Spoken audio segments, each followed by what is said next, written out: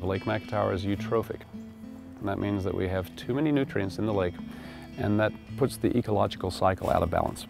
The one that's in excess here is phosphorus, and those particles come attached to sediment. So phosphorus comes with the dirt. The phosphorus in this case is coming from upstream. We've built these city centers with pavement and rooftops in our subdivisions, and we're just making water move faster.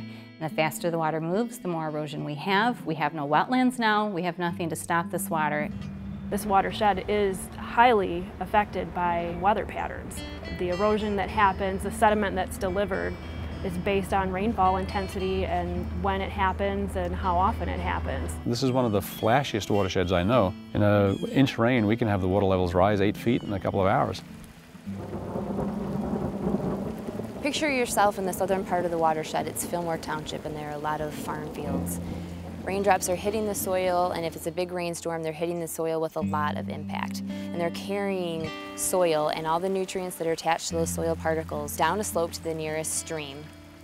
I'm just shocked at the thousands of yards of dirt that come out, and that's just the heavy sediment. One of the symptoms of the sediment erosion that we have in the lake is that we constantly have to dredge that shipping channel. And some parts are dredged every year, some parts need dredging every 5 to 10 years, but that is tangible evidence of the problems that we have going on in the upper watershed. The time it takes from when it falls on a farmer's field to it gets out the Lake Mac is measured typically in days or weeks. It doesn't take very long for that water to pass through. Originally, it would have taken months to years. So we're just pumping Lake Macatawa full of these sediments, nutrients. Those mud sediments are very fluid, they're easily resuspended, and they kick up the phosphorus and sediment in the lake, causes more light to be extinguished. There's not enough light getting through the water column because it's so dirty. And then the underwater vegetation can't grow because they don't have enough light to photosynthesize.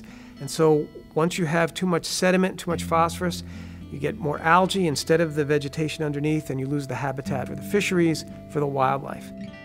We won't be able to change the seasonality of the rain or how heavy it comes when it comes, but we can change what happens to it when the rain hits the ground.